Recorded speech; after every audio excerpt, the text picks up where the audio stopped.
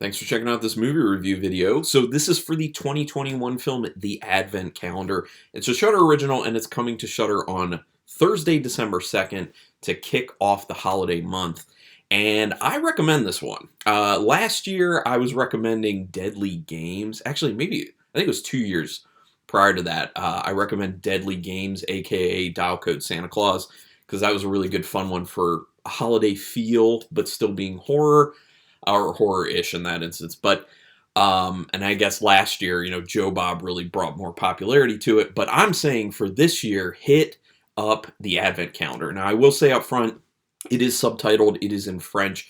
It's shot in Belgium, and it's a Belgian film, but it's in French. I think because the director and cast and crew were French. But definitely check it out as long as you don't have problems with subtitles. If you're one of those people who's kind of like, I don't like to do subtitles, but I could, take a chance on this, especially if you're looking for a good holiday-themed horror film.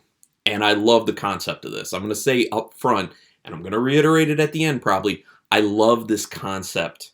But I'll get to a quick synopsis. Oh, and I always say this, I have to again. No spoilers in this review, but we can do spoilers in the comments, so once you've seen it, go ahead and do that. Because it's a new film, and because I'm putting this review out before it's on Shudder, so no spoilers.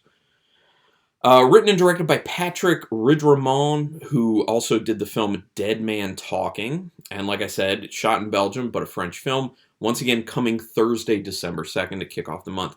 Now, quick synopsis. It's about a main character who has a disability. She's paraplegic. And it starts kind of with her life, and then a friend introduces into her life an advent calendar. But there's something else going on with this advent calendar, and that's where the horror spawns from. Once again, love, love, love this concept. I don't think anyone's done this concept before. I could be wrong, because there's so many films out there that I have not seen. But when I heard about this film from Shudder, they sent me the screener, I was like, oh, this is very intriguing, and if it's pulled off the right way, it can be very, very satisfying. And I think this one is quite satisfying as a film. There's an opening quote in French, unfortunately, that has no translation to it. So if you speak English or any other language other than French, you will have no clue what this quote is, most likely. So definitely in the dark on that one. That was kind of a ball drop by Shudder, or the filmmakers, and Shudder should have caught that. Why? I mean, if you're going for an audience wider than just the ones who speak the native language in the film, then you need to have these translations. The other thing is they actually don't have translations because there's German spoken at certain times in it, and they have no translations for the German. Granted, I don't think it's anything that's really all that important to the story, but it would just be nice to have subtitles for any language if you're trying to also put it in English for subtitles. So a few issues there. Small, though. The main character's life situation is established very, very quickly within this film. You understand the life, basically, of being paraplegic for this individual. It's not, I wouldn't say it's a generalization. Some people may look at it that way. I really don't. I looked at it as kind of like the specific for that individual person. And you do kind of see how she's, kind of very ho-hum about her life, which is important to the story. There's a really cool moment where they leech the color from one character while the backdrop for that character is way more colorful. So they really kind of stand out. Now, I don't know if they actually digitally leached it or if they just made sure that through makeup and costuming that they did it, but it looks very stunning and very interesting. And that gets to another thing, which is this film looks very good. The directing is really well done. The cinematography is nice as well. So it looks wonderful. It's a visual pleasure. And that definitely adds to the experience, along with the story actually being good. As soon as the Advent Calendar is actually revealed and starting to be opened, you kind of start to actually feel the dread already. They do a pretty good job of building and maintaining atmosphere with this. And dread definitely drives a lot of stuff. There is kind of a switch at one point where it's like you as the audience member know that only you have the pertinent knowledge to know that certain things being done are bad ideas or there's potentially something bad coming. But then there is a switch where, characters become more aware of what's actually happening. And that kind of makes it feel like you feel less of the dread at that point because you know that the characters are more aware, so they'll kind of be more cautious. But they still keep a good atmosphere at that point. So I like the way it was done. The calendar itself is very well designed, and it's actually not super straightforward in the way that it works. You'll see what I mean when you watch the film. I really love the design of the actual advent calendar. It looks old, but it doesn't seem super old. It like does extra stuff, and I'm not going to go too far into it on that. But also, like an actual advent calendar, it has, little compartments for all the days in the month up to the 25th. And you don't get the same thing out of everyone. And there's things that happen based off of what's coming out of each of those slots. And one of the things that I love about this film is looking forward to seeing what comes next. Because once something new comes out, I was finding myself kind of trying to guess what that would end up meaning for the overall plot of the film and the events to come because of what's been triggered. So I really like that aspect of it. It kind of kept me, I wouldn't say kept me on the edge of my seat, but it kept my interest. It kept me very much like watching the screen to be like, what's coming next? What's the next day? Very cool. I do like that aspect of it for sure. But once again, great design on the actual calendar. There is a large focus on struggles of the main character's life because of having a disability. I know I said that kind of earlier, but it's just steeped in this film. Like, it is all about that for the most part. There's something they do to skip showing what some of the calendar days actually are. So I was wondering if they were going to show you every single day of this advent calendar. They don't. I think that it's fine because it actually fits with the story. They did find a way to kind of work it in to make it feel natural for what's going on. But I also feel cheated because I wanted to see every single day. I know some other people probably feel that way. Some people will just be like, no, that's fine because we kind of need to get the story moving. And I think it does help with keeping the pacing good. Which, by the way, the pacing in this is quite good, in my opinion. There are a few points that feel like they start to slow down a little bit. But once that happens, it kind of ends up picking back up. So the pacing, for the most part, quite good. There's a point where the main character figures out what's going on here. And that, I feel like, kind of signals to the audience, here we go. Like, things are about to get more intense and more interesting. And that really does end up happening. Yeah.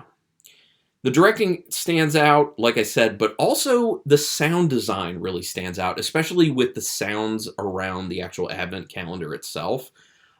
Great sound design, and this is one of the things. In a lot of film, you just don't notice the sound design, so I guess that's good job. But there are certain films where it really stands out, and this is one of those films, and I love to take the moment to like really hammer home that I think they did an excellent job with the sound design, and it sticks out, so love it.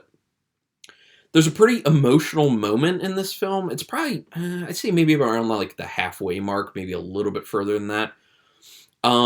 Really sold by the actress. Really sold by the actress. And I really felt it. Like, it was one of those moments where I was kind of like, I get, like, I'm feeling it too.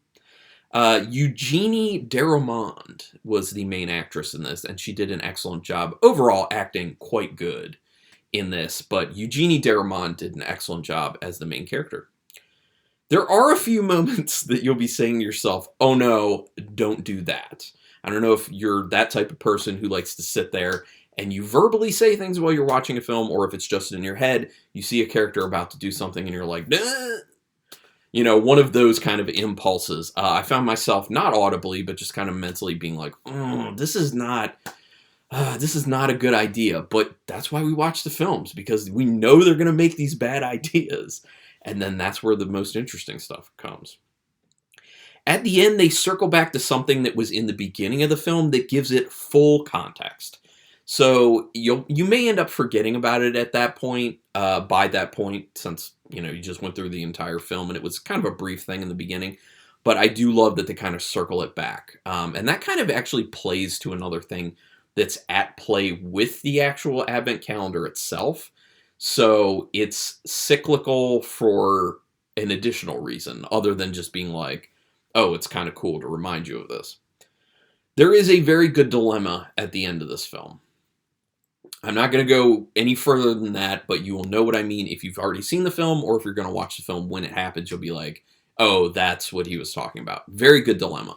There are often times in films where they set up some sort of dilemma and you're just like, I guess it's a dilemma. Is it really that high stakes? Is it really that hard to make this choice?